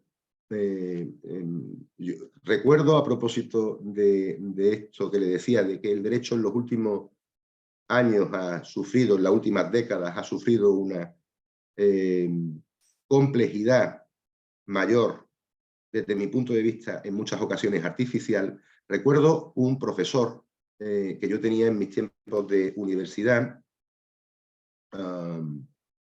profesor García Marín, de Historia del Derecho, que decía, miren, el derecho español, lo decía con mucho humor, el derecho español es en un 90% derecho romano, y en el 10% que ha cambiado lo ha hecho a peor.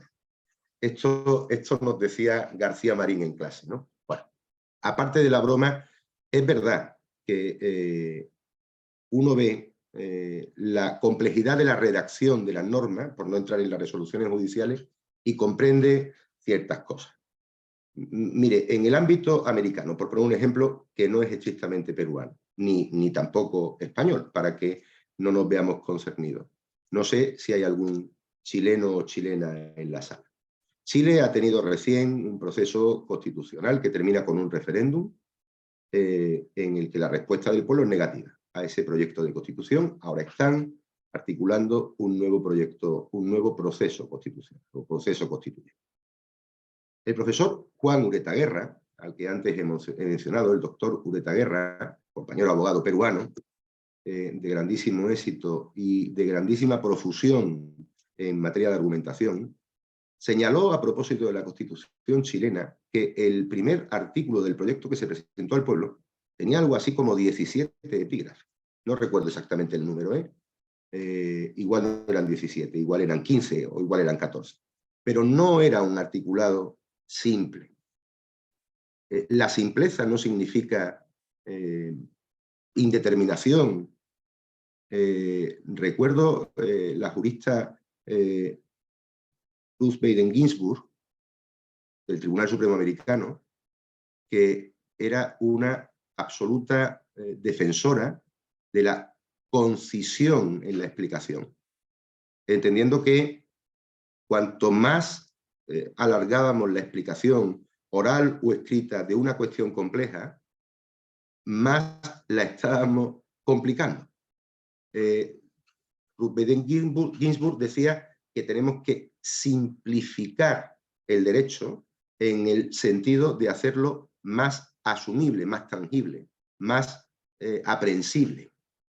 Kevin Lehman y yo desarrollamos un concepto en el ámbito del proyecto del derecho que habla, que hemos dado ya en llamar el derecho cercano o el derecho próximo. Les voy a poner un ejemplo y con esto termino en esta intervención. ¿Qué es el derecho cercano o el derecho próximo? Aquel derecho que sin conocerse se asume. Miren, hay en español, tenemos la lengua que tenemos la suerte de compartir, es posible que existan un libro, si ustedes quieren, que nos define como lengua global, ¿no? El Quijote. En casi todas las escuelas españolas, en enseñanzas medias, se exige la lectura del Quijote. No sé si es así en América Latina, pero es un libro que convendrán ustedes conmigo que es común en nuestra lengua, que nos hermana. Muchas personas dicen conocer el Quijote, pero en realidad pocas personas lo han leído. Esto pasa porque forma parte del imaginario colectivo cultural. En el derecho pasa algo igual. En mi país, la Constitución del 78, que nos devolvió la democracia, posiblemente no haya sido leída en toda su extensión por los ciudadanos, no. Pero hay una generación, la de mis padres, que aún conserva el ejemplar que las autoridades gubernativas remitían a las casas para que las personas pudieran leer la Constitución. Bueno, probablemente muchas la leyeron y otras no, pero es una norma que el español medio supone conocer, aunque no la haya leído necesariamente. Bien, cuando el derecho se puede entender, cuando es comprensible, pasa a formar parte del imaginario jurídico colectivo. Y esto no solo nos vincula con la norma por el principio de obligatoriedad en su cumplimiento, sino porque hacemos a la norma parte de nuestro acervo cultural y social. Lo conocemos aunque no lo conozcamos. Lo asumimos como propio.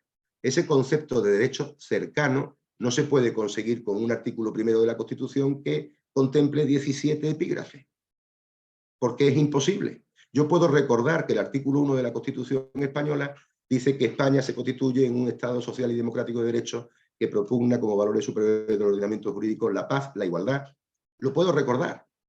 Puedo recordar el artículo 10, la dignidad de la persona, los derechos humanos que le son inviolables, son el fundamento del orden político y la paz social. Miren qué concisión. Pero si protagonizamos un discurso argumentativo que haga imposible recordar lo que la norma nos ha dicho, nos perdemos en el bosque y no veremos los árboles. Bien, bien, profesor Ricardo. Le voy a dar el uso de la palabra al profesor César Ayllón. ¿Me escucha? Sí, Sí, adelante, profesor. profesor. Muchas gracias. Primero felicitarlo a don Ricardo Vera. Muy interesante, comparto muchas de sus opiniones. Don Ricardo, quería comentando, aprovechando la intervención de mi colega anterior. Mire, justo aquí en el Perú nosotros tenemos un problema que es muy recurrente, justo en lo que es los servicios financieros que comentaba mi colega, que es que cuando una persona se dirige a un banco, por ejemplo, había un contrato era tan largo y con una letra tan pequeñita que de verdad, como dice mi colega, no se leía nada. Entonces la gente ni la leía. Pero luego la norma, a lo largo de los años, estoy hablando de una norma de 20 años, se ha ido cambiando la ley a cada rato. Lo que procuran es que el banco, o los bancos, las entidades financieras, pongan la letra, digamos, la letra un poco más grande, que dicen, ¿no? La información tiene que ser clara. Antes decía solamente debe estar a disposición, después dijeron que debe ser clara, debe ser comprensible, y al último puesto que entienda el consumidor. O sea, mire hasta dónde ya hemos llegado.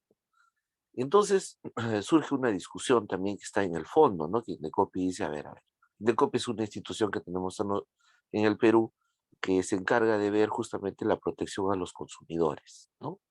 Entonces, muchas personas se quejan de lo que no entienden la información que establecen los contratos, ¿no? Porque obviamente es una información complicada de entender a una persona común y corriente, por ejemplo, que es una TCEA, que es una TREA, ¿no? O sea, por ejemplo, las tasas de interés, etc. Entonces, ese caso, ¿no? Que le comento, no tiene un trasfondo, que es, ¿qué hacemos? Hacemos más regulación, que es lo que usted comentaba, una regulación que incite pues a los proveedores de estos servicios a hacer más, digamos, hacer contratos mucho más sencillos de entender. Pero la pregunta es, ¿realmente el consumidor está haciendo su parte de entender esa información? O sea, ¿realmente le importa leer el contrato? O sea, por más que le pongamos la letra clara y comprensible, ¿me sigue usted? ¿El consumidor hace el esfuerzo de entender eso? Por otra parte, es la labor del banco hacer que los consumidores entiendan esa información, o es un problema ya de la educación del Perú, que muchas personas no entiendan qué cosa es una tasa de interés simple, una tasa de interés compuesta, etcétera? O sea, es un trasfondo ya cultural, ¿no? Educativo, etcétera, ¿no? Y por último, entonces ahí viene la discusión, ¿qué hacemos? seguimos pensando de que las personas o los consumidores son consumidores razonables y deben hacer el esfuerzo de entender, y no vamos a elevar los costos que va a implicar presentar esa información a los proveedores, o asumimos por fin que los consumidores son consumidores medios, o sea, no son tan responsables, son medios negligentes. Y por último, bueno, pues le cargamos ese costo de informar correctamente a los bancos. Pero la pregunta es, ¿qué logramos con eso? Bueno, en el Perú, así le resumo rápidamente, la deducción ha sido, bueno, vamos a asumir que el consumidor es razonable y por tanto, poniéndose la información a su alcance, él debería ya hacer el esfuerzo de entender. Entonces las normas en el Perú tienen ese perfil, ¿no? O sea, como usted bien dice, ¿no? Nuestra constitución quizás es tan grande como la de ustedes, ¿no? Que tiene un montón de artículos y quizás la gente común y corriente ni siquiera entiende, ¿no? Entonces la pregunta es, querido doctor, ¿qué deberíamos de hacer? Deberíamos de hacer una norma mucho más sencilla, porque había un estudio que una universidad que hicieron unos jóvenes que estaban titulándose, que ellos habían hecho un estudio de mercado y que la gente quería leer menos en un contrato, o sea, que no haya tanta información como está promoviendo la norma, y esa poca información entenderla, y no que haya tanta información y tantas leyes que al final nunca nadie lee y ni siquiera entiende. ¿Cuál cree usted que debería ser la visión del Perú, así tomando en consideración lo que usted nos acaba de explicar? Muchas gracias. Gracias, profesora Ayllón, por su consideración y por su pregunta y por su amable valoración de mi charla. Bueno, Dios me libre de decir lo que tiene que hacer el Perú en su regulación. Yo solo puedo expresar una opinión de lo que creo, pero mire, cuando usted plantea en el campo concreto del derecho bancario, que llamamos aquí, o de la relación de los bancos con los consumidores en relación con productos de crédito o productos financieros, si no estamos entorpeciendo la formación del ciudadano medio, estableciendo mecanismos que imponen deberes de información extra a los bancos. Bueno, yo, en primer lugar, si hablamos de, como volvíamos al principio, del paradigma de racionalidad que tiene que impregnar el derecho, yo les decía que en mi intervención que el paradigma de racionalidad debe impregnar a los operadores jurídicos, pero es verdad que el paradigma de racionalidad no solo debe implicar a los operadores jurídicos. Si damos un paso más allá, el paradigma de racionalidad en el campo del derecho también implica que los individuos que están sujetos a la ley deberían actuar de una forma razonable y cumplir con las obligaciones y las responsabilidades legales. Esto significa que de una manera aspiracional, ya saben, el paradigma de racionalidad yo lo presento como una aspiración, deberíamos esperar que las personas tomen sus decisiones informadas y esa información y su actuación sea conforme a las normas y a los estándares establecidos por el sistema legal. Esto es verdad y desde un punto del paradigma de la racionalidad es así. Dicho lo cual, yo sí creo que los bancos en este caso tienen una obligación legal de información que le somete a un plus. Del mismo modo que creo que la empresa tiene un plus en la demostración de la protección al trabajador en el campo laboral. O del mismo modo que creo que los servicios y las fuerzas y cuerpos de seguridad del Estado tienen un plus de exigencia cuando utilizan la violencia para reprimir una conducta que provoca un desorden de orden público, porque tienen el monopolio de la violencia, dado por quien tiene la legitimidad, es decir, legitimado por el poder democrático que se le otorga.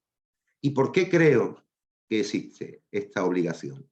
¿Porque los ciudadanos no tengan que estar informados? No, no, esto es un campo que se resuelve con educación. Pero el ciudadano mejor informado, el más preparado, va a seguir estando en una posición de desigualdad material con el banco.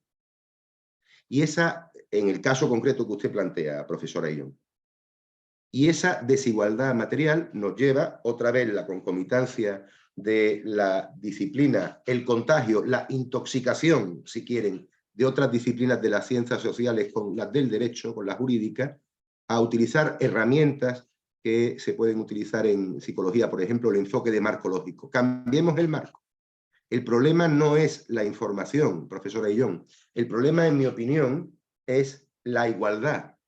Y por tanto, que hagamos que si entendemos que la relación en un producto financiero se da entre una empresa y un particular, este particular es consumidor. Y ese consumidor tiene derecho a que el ordenamiento que lo proteja sea tuitivo, es decir, de especial protección en su favor, lo cual hace que exista una consecuencia primera y además lógica, racional, en el ámbito estrictamente procesal. Y usted seguro va a convenir conmigo.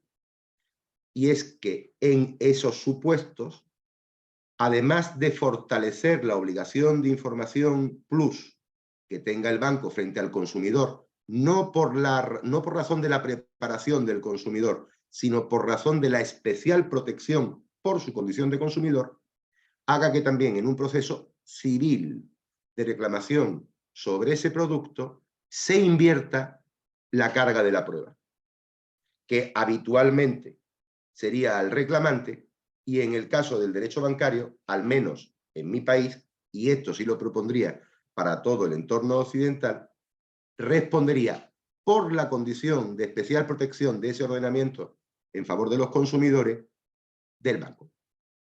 Es decir, es el banco el que en circunstancias normales tendría que quedarse quieto esperando la acción del demandante.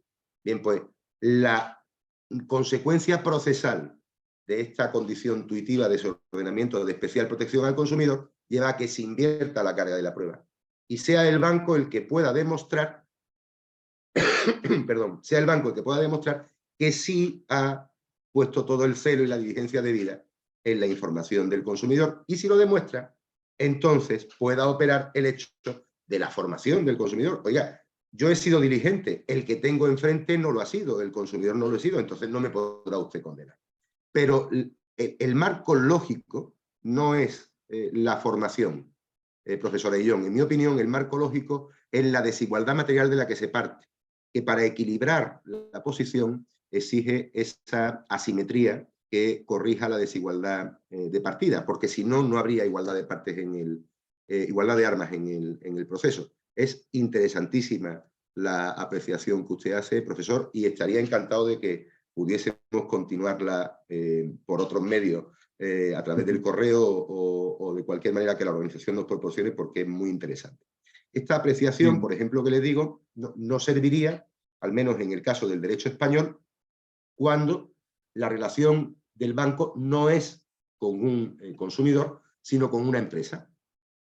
Aquí ya no hay inversión de la carga de la prueba y no hay una especial obligación de información. Existe para ambas partes contratantes, ambas empresas, una obligación de cumplir con las condiciones generales de contratación, pero no están vinculadas a la especial protección a los consumidores porque no son consumidores. No obstante, con esto hay algunas sentencias que en el caso de las llamadas micropymes, pequeñas empresas, compuestas en realidad por un trabajador autónomo y una mínima proporción de empleados, sí le atribuyen por la pequeñísima dimensión de esa empresa la condición de consumidores, pero es puntual y hay que acreditarlo. Con carácter general, la empresa no tiene aplicación del derecho de consumidor. Pero en el caso del derecho de consumidor, que si lo tiene una persona física, creo que el marco lógico en el que debemos enfrentarnos no es la preparación que se debe desear para todos los ciudadanos y que ésta vaya creciendo, sino que el ciudadano más preparado aún sigue estando en una situación de desigualdad material frente a la empresa que realiza ese producto financiero y, por tanto, exige un ordenamiento tuitivo o de especial protección. Bien, Ricardo, Una consulta, y esa es mi pregunta. Estabas hablando de la argumentación teológica y cómo la argumentación pragmática se aplicaría justamente a esta argumentación teológica. Y hay una consulta de un estudiante que me ha escrito por el interno y me pregunta, bueno, para que te haga llegar la pregunta, ¿qué se entiende por el derecho del habla? Eso es lo que está consultando el estudiante. El derecho, perdón, Del habla, que estuviste mencionando. Ah, vale, sí, el derecho que habla, no el derecho que Ujú. habla. Bien, voy al principio, gracias, Italo, gracias, profesor Vilerra. A ver, hay muchísimos ejemplos de la argumentación teológica, perdona, de la interpretación teleológica. Yo he aportado uno hoy. Si recuperan ustedes la presentación, seguro que lo pueden hacer en los días posteriores, lo verán dentro del que he denominado caso Nesca, el caso de familia, ¿no? Bien. ¿De qué sirve la argumentación teleológica, o para qué sirve, mejor dicho, la argumentación teleológica en el caso de la argumentación pragmática y en el caso de la argumentación? Para escudriñar, para obtener cuál es la finalidad de la norma.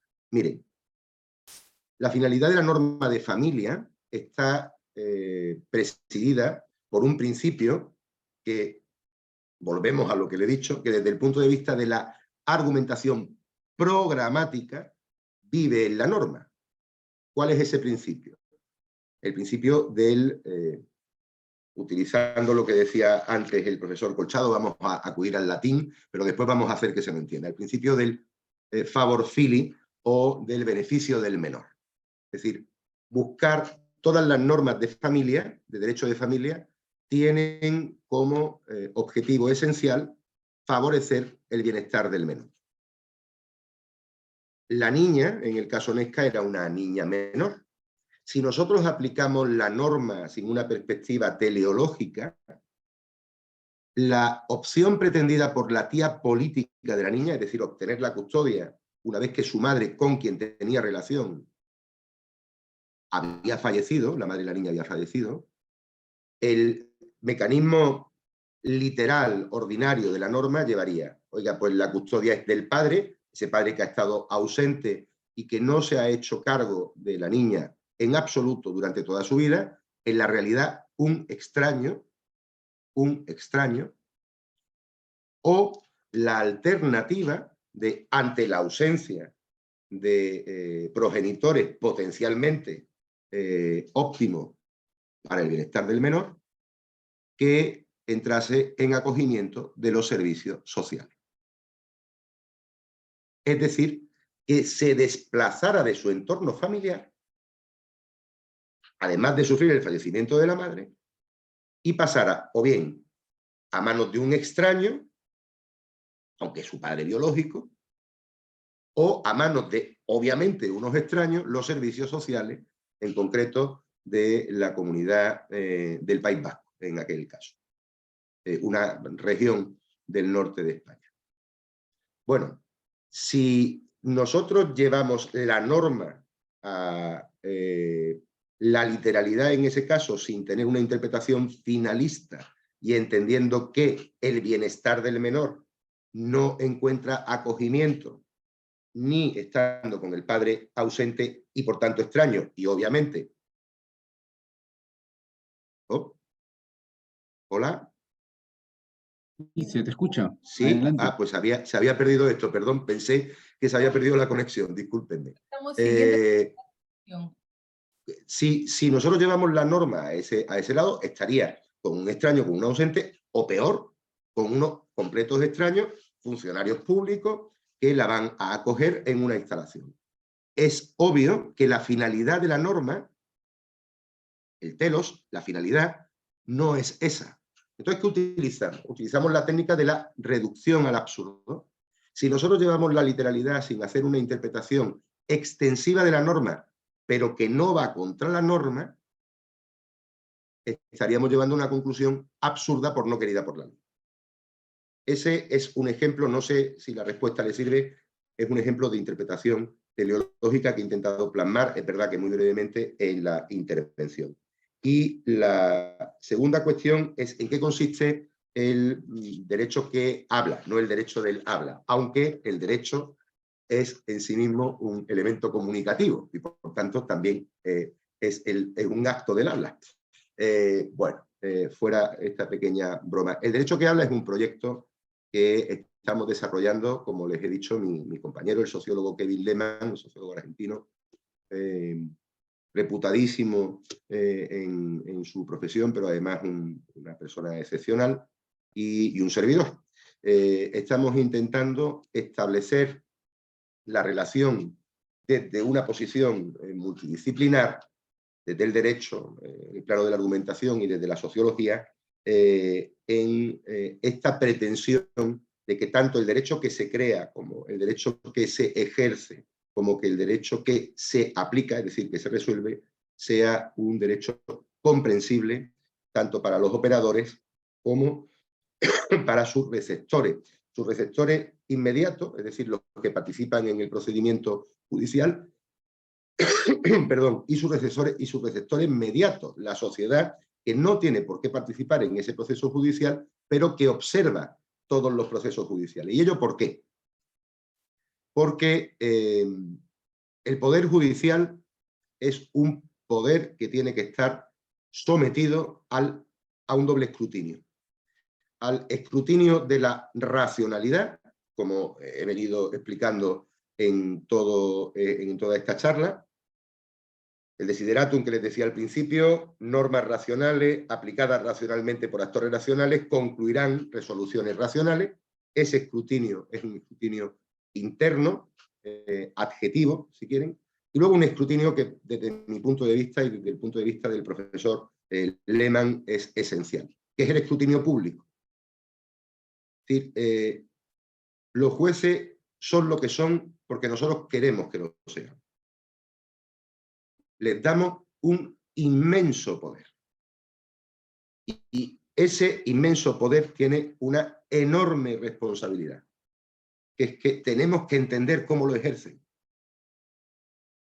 Porque tenemos la oportunidad de tomar decisiones políticas a través de nuestros representantes para cambiar el sistema si no nos convence.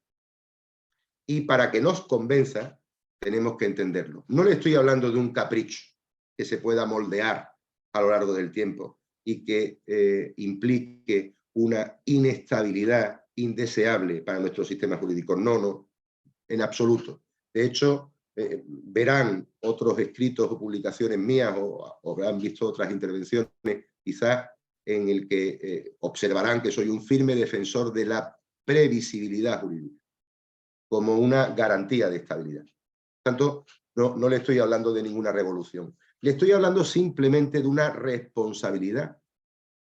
Lo que los norteamericanos llaman el accountancy, que esto lo tenemos claro, sabemos cuántas sentencias se emiten, pero también de la accountability. Queremos saber cuáles son los criterios con los que esas sentencias se emiten. Es el sistema de rendición de cuentas.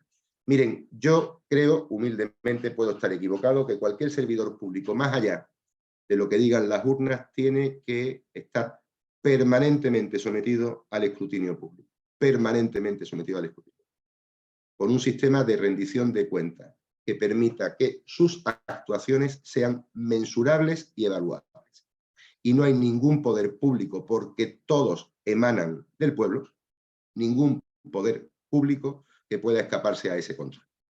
De hecho, Bien, Ricardo. cuanto mayor es la responsabilidad, mayor tiene que ser el control. No sé si he respondido a la pregunta. Sí, bien, Ricardo. Muchísimas gracias. Señora decana, ya no hay más preguntas para cerrar. Interesantísimo el tema, continuaríamos conversando. Ha sido más de una hora de preguntas. Muchísimas gracias, profesor Ricardo Vera. Creo que le vamos a pedir todos a Ítalo su correo para continuar con el debate con el doctor Ayón, con el doctor Colchado. Y bueno, yo estoy de acuerdo con usted en algunos puntos, pero en otros discrepo sobre el tema de la instrumentalización tan absoluta del derecho como yo la veo, ¿no? Yo sí creo que el derecho tiene algo de moral, soy un poco más kantiana, ¿no? Para establecer the rule of law. Yo puedo estar de acuerdo con que la moral crítica de la sociedad se encuentra en la ley, pero no siempre. Hay cosas que están fuera de la ley, que forman parte de la moral de la sociedad, que van a tener que ser atendidas, ¿no? Como usted ve, yo soy mucho más liberal, ¿no? Mucho más liberal en el sentido del manejo del derecho. Muchísimas gracias por su presencia, profesor Ítalo, muy agradecida, y creo que vamos cerrando el evento por el día de hoy y continuamos con la charla. Buenas noches. Buenas noches, decana, ha sido un placer. Buenas noches, Ítalo, ha sido un placer. En el chat les he dejado mi correo y un agradecimiento. Ha sido un placer estar con todos ustedes y quedo a su disposición para cualquier otra ocasión. Muchísimas gracias de corazón. Listo, muchísimas gracias a toda la comunidad por estar presente. Muy buenas noches, hasta luego.